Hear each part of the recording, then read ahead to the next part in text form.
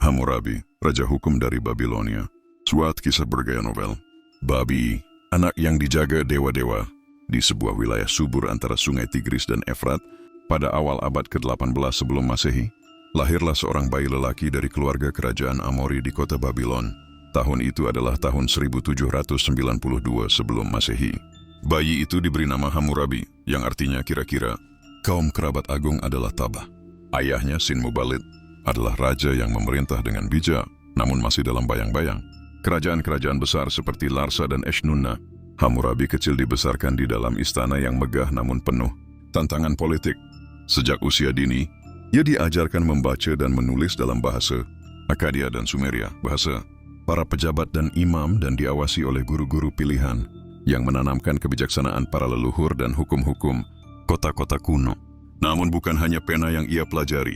Hammurabi juga diajarkan seni perang, diplomasi, serta strategi politik.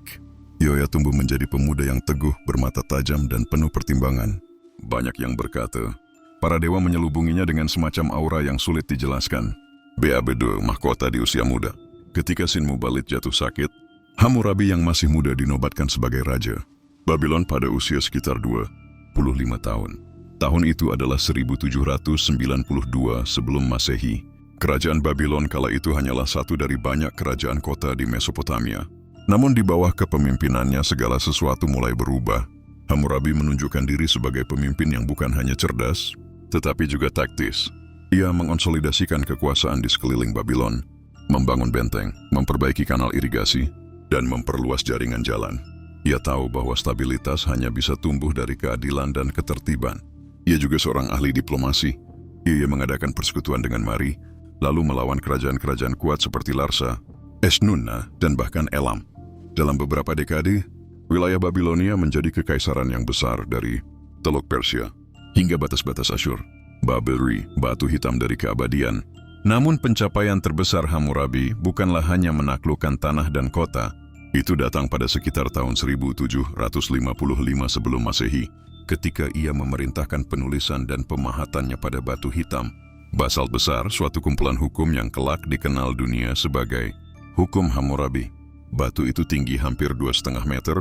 Di puncaknya terukir gambar sang raja berdiri di hadapan Shamash, dewa matahari dan keadilan, menerima tongkat dan cincin lambang kekuasaan hukum.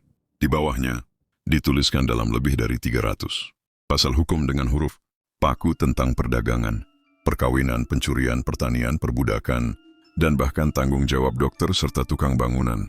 Beberapa hukum terdengar keras di telinga modern, mata ganti mata, gigi ganti gigi. Namun di zamannya, ini adalah langkah revolusioner. Hukum yang tertulis, yang berlaku untuk semua, termasuk para bangsawan. Hukum itu menolak pengadilan sewenang-wenang dan menjadikan keadilan sebagai fondasi pemerintahan. Dalam sebuah upacara megah, Hammurabi mendirikan batu hukum itu di pusat Babylon, berkata, agar yang lemah tidak tertindas oleh yang kuat, dan agar keadilan turun seperti air dari langit. Babaf, bayang-bayang, dan warisan. Pada masa tuanya, Hammurabi menyaksikan kerajaannya makmur. Kanal-kanal baru membawa air ke ladang-ladang, kuil-kuil dipenuhi persembahan, dan nama Babylon mulai bergema hingga ke negeri-negeri jauh. Tapi tidak semua berjalan mulus. Beberapa kota memberontak, dan pengaruh luar kembali mengintai perbatasan. Hammurabi tetap tegas, mengirim pasukan, memperkuat tembok, dan memanggil para gubernur untuk bersumpah setia. Ia juga mulai menulis surat-surat nasihat kepada para penguasa lokal, semacam wasiat politik. Ia menegaskan bahwa hukum harus ditegakkan tidak dengan pedang, tapi dengan kebijaksanaan dan kasih rakyat. Ia sadar kekuasaan hanyalah titipan sementara dari para dewa. Pada tahun 1750 sebelum Masehi, di usia lanjutnya Hammurabi mangkat. Tangisan menggema di seluruh Babylon. Abu jenazahnya dikuburkan di tempat paling suci, dan para imam membacakan ulang hukum-hukumnya sebagai bentuk penghormatan. Epilog, batu yang tak pernah hancur. Berabad-abad kemudian, kekaisaran Babylon punah. Batu-batu kuil runtuh, ladang menjadi pasir.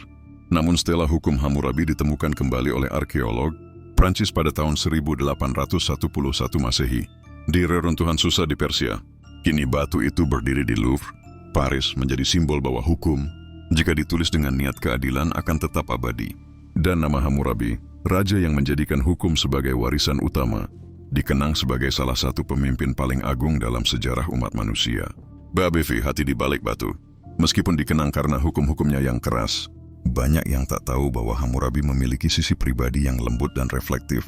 Ia mencintai malam-malam tenang di atas menara zigurat Babylon, memandang bintang-bintang yang menurut para pendeta adalah tulisan para dewa di langit. Ia sering duduk bersama putranya, Samsu-iluna, di bawah pelita minyak, menceritakan asal-usul dunia menurut Sumeria dan kisah tentang para raja kuno yang gagal karena mengabaikan keadilan. Anakku, kata Hammurabi suatu malam, seorang raja boleh memiliki 1000 prajurit dan 100 kota. Tetapi bila ia tidak memiliki kepercayaan rakyat, ia hanya pengembara dengan mahkota emas. Samsu-iluna, yang kelak akan menjadi penerusnya, mencatat banyak perkataan ayahnya. Tidak hanya hukum, tetapi juga kebijaksanaan yang bersumber dari pengalaman dan luka.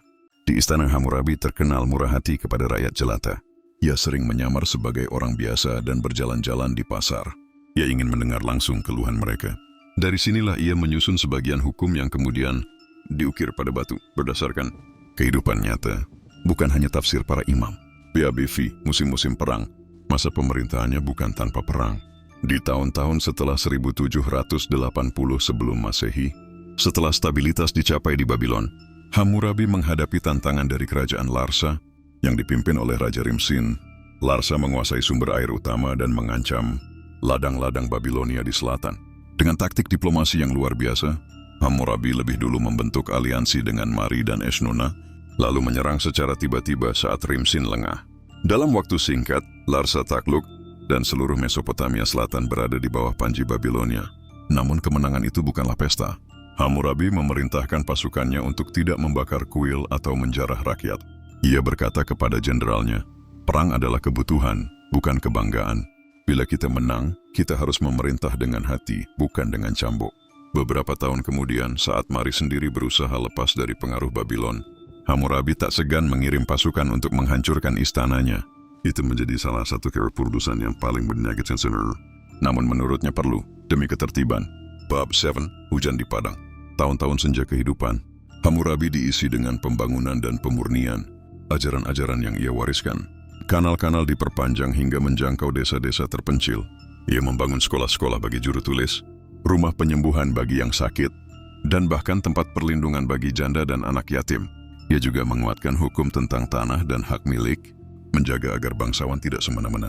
Ia berkata dalam satu ukiran, bila seorang petani kehilangan ladangnya karena hutang yang dibuat oleh ayahnya, maka ladang itu harus dikembalikan, sebab tanah adalah kehidupan, dan kehidupan adalah hak yang suci.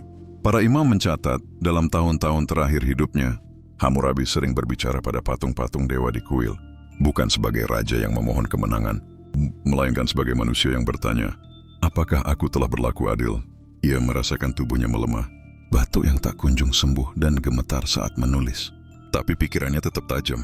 Ia menulis surat kepada para gubernur di kota-kota besar, memerintahkan revisi atas beberapa hukum, khususnya mengenai perempuan dan anak-anak. Ia percaya generasi berikutnya harus lebih adil dari yang sekarang. Bab Said, kematian yang tenang, warisan yang tak terpadamkan. Pada tahun 1750 sebelum Masehi, di usia yang diperkirakan mencapai lebih dari 70 tahun, usia lanjut pada masa itu, Hammurabi merasakan ajalnya mendekat. Ia memanggil putranya, Samsu-iluna, dan menyerahkan segel kerajaan. Jangan kau pikir hukum ini milik ayahmu, katanya pelan, ini milik rakyat. Bila mereka merasa tak adil, maka ubahlah hukum, bukan dengan amarah, tetapi dengan telinga yang mendengar.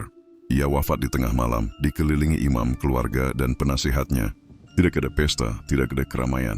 Hanya kesunyian yang dalam di dalam tembok-tembok kuil Babylon. Jenazahnya dibaringkan di ruang bawah tanah istana, di mana para pendeta menulis ayat-ayat penghormatan di lempeng tanah liat, menempatkannya di sisi tubuhnya.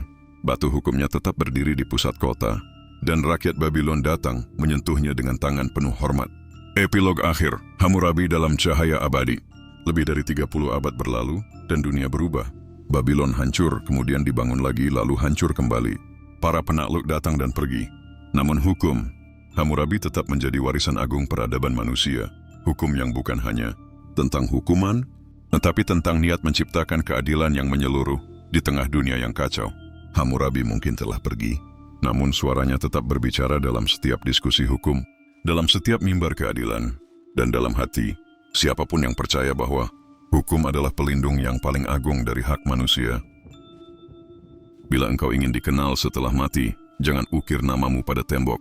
Ukirlah keadilan di hati rakyatmu dan tinggalkan hukum yang melindungi mereka. Hukum bukanlah milik para raja, melainkan milik mereka yang lemah dan tak bersuara. Maka tulislah ia di batu agar tidak mudah dibengkokkan oleh mereka yang berkepentingan. Seorang penguasa yang besar bukan dinilai dari berapa banyak kota yang ia taklukkan, tetapi dari berapa banyak rakyat yang merasa aman tidur di rumahnya sendiri. Aku tidak memegang pedang untuk menunjukkan kekuasaan, melainkan pena dan hukum, sebab kekuasaan tanpa keadilan hanyalah bayang-bayang tirani yang menjalar dalam gelap. Aku menulis hukum bukan untuk zaman ini saja, tapi untuk zaman yang belum lahir, agar mereka tahu bahwa dahulu pernah ada seorang raja yang lebih memilih mendengar jeritan rakyat daripada suara emas.